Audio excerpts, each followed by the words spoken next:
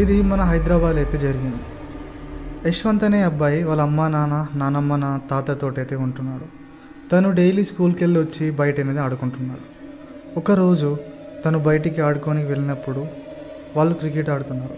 Cricket ఆడే టైంలో ball వెళ్ళి పక్క బిల్డింగ్లో అయితే పడింది. అయితే వాళ్ళ ఫ్రెండ్స్ అందరు కలిసి యశ్వంత్ని బాల్ తీసుకొని రమ్మని చెప్పారు. అయితే ఆ బాల్ పడిన బిల్డింగ్ చాలా రోజుల నుంచి అయితే ఖాళీగా ఉంది. అయితే తను ఒక్కడే పైకి వెళ్ళాడు. ఎప్పుడైతే తను బాల్ తీసుకోనికి పైకి వెళ్ళాడో వెళ్ళాక ఒక చిన్న రూమ్లో అయితే బాల్ అయితే పడింది. అక్కడికి బాల్ తీసుకుందామని వెళ్ళినప్పుడు సడన్గా ఒకసారి గాలి వచ్చేసరికి ఆ బాల్ అనేది లోపలికి వెళ్ళిపోయింది. ఆ లోపలికి వెళ్ళిన బాల్ తీసుకోనికి చిన్నగా లోపలికి వెళ్తే అక్కడ అందమైన ఒక చిన్న కారు బొమ్మ కనపడింది. ఆ అందమైన బొమ్మతో పాటు ఆ రూమ్లో మొత్తము ఒక అమ్మాయి ఫోటోలు వాళ్ళ బాబుతో ఆడుకున్నట్టు ఉంది. అది చూసిన తను కొంచెం ఏదో అన్కంఫర్టబుల్గా ఫీల్ అయ్యాడు. ఆ బాల్ తీసుకున్న వెంటనే ఏదో తననే చూస్తున్నట్టు అనిపించి తను వెంటనే కిందికి ఉరికొచ్చాడు. ఉరికి రాగానే తను నార్మల్గా అక్కడ బాల్ తీసుకున్నాడు. బాల్ వాళ్ళకి ఇచ్చేసి ఆ కార్తో పాటు తను ఇంటికి వెళ్ళిపోయాడు.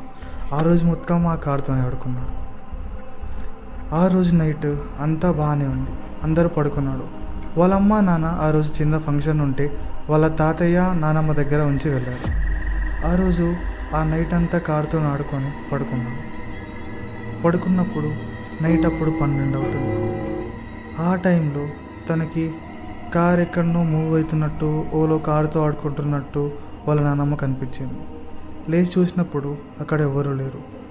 మళ్ళీ ఇంకోసారి పడుకుంది. మళ్ళీ ఇంకో 1/2 అవర్ 15 మినిట్స్ తర్వాత తనకి మళ్ళీ ఎవరో కారుతో ఆడుకున్నట్టు అనిపించి తన మనవడేమో ఆడుతున్నాడేమో లేచి చూసేసరికి అక్కడ ఎవ్వడు ఉండరు. కానీ కార్ బొమ్మ మాత్రం అక్కడే ఉంటుంది. ఆ కార్ బొమ్మ తీసుకెళ్ళి పక్కన పెట్టేసి తను పడుకుంది. మళ్ళీ మార్నింగ్ లేచి చూసేసరికి ఆ కార్ బొమ్మ అక్కడ లేకుండా మార్నింగ్ లేచింది, తను వెళ్ళిపోయింది. ఆ బాబు మళ్ళీ సేమ్ మార్నింగ్ లేవగానే ప్రతిరోజు బయటికి వెళ్ళి ఆడుకునేవాడు. కానీ ఈసారి ఆడుకోకుండా ఆ కార్ బొమ్మ తీసుకొని ఆడుకుంటూ ఇంట్లోనే ఉన్నాడు. ఆ కార్ బొమ్మ తీసుకొని ఆడుతూనే ఉన్నాడు. సడన్గా తను ఏడ్చుకుంటూ వెళ్ళి నానమ్మ నా కారు బొమ్మ తీసుకున్నాడు అని చెప్పి అన్నాడు. ఎవరు నీ కారు బొమ్మ తీసుకుందని చెప్పి వాళ్ళ నానమ్మ వచ్చి అడిగేసరికి అక్కడ దూరంగా మూలకి చేయి చూపిస్తున్నాడు. కానీ అక్కడ ఎవరు లేరు కదరా, ఎవరు నీ కారు బొమ్మ తీసుకుందని చెప్పి వాళ్ళ నానమ్మ అడిగింది. అక్కడనే ఉన్నాడు, తను నా బొమ్మ తీసుకున్నాడు అని చెప్పి అన్నాడు.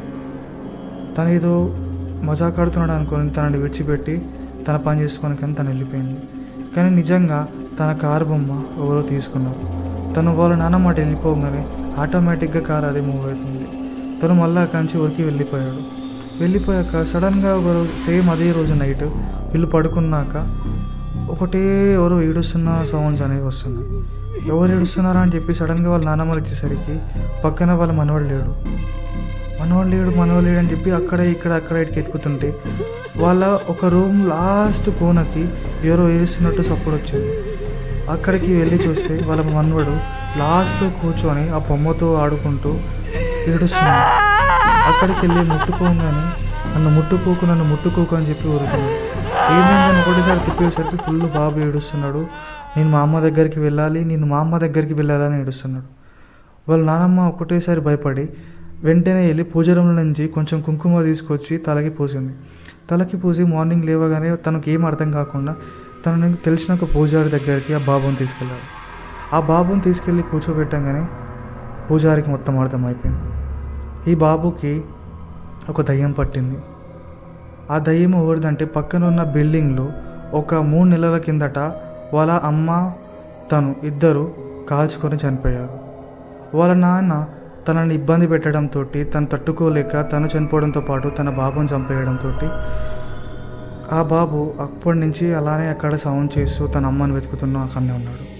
ఎప్పుడైతే ఆ బాబు పైకి వెళ్ళాడో తను ఆడుకునే ఒక బొమ్మను తీసుకొని వచ్చాడు. అప్పటి నుంచి తనకి ఇలా అవుతుందని చెప్పి ఆ పూజారి చెప్తాడు. ఇది విన్నా మొత్తం అన్నాక వాళ్ళ నాన్నమ్మ ఏం చేయాలో అర్థం కాకుండా ఇప్పుడు ఏం చేయాలి, ఇప్పుడు నా మనవడికి మొత్తం నయం కావాలంటే ఏం చేయాలని అడిగింది. అప్పుడు ఏమన్నదంటే ఏదైతే బొమ్మ తను తీసుకొచ్చిందో ఆ బొమ్మ తీసుకెళ్ళి చెప్పిన ఒక గుంటలో తోడ్చి అలాగే తను ఎక్కడైతే బాబు ఆడాడో అక్కడ తీసుకెళ్ళి తను విడిచేసిన బాబు వాళ్ళ మనవడి బట్టలు అయితే మొత్తం తీసుకెళ్ళి ఆ రూమ్లో పెట్టేసి రమ్మని చెప్పేసింది. అప్పుడు పెట్టేసిన దగ్గర నుంచి అయితే మళ్ళీ ఆ రూమ్కి కానీ ఆ బిల్డింగ్లో కానీ ఎవరు వెళ్ళలేదు. ఇది అబద్ధం కాదు, మన హైదరాబాద్లో అయితే ఒక ప్లేస్లో అయ్యింది. ఇలాంటి స్టోరీస్ మీరు ఇంకా వినాలనుకుంటే సీ టాక్స్కి సబ్స్క్రైబ్ చేయండి.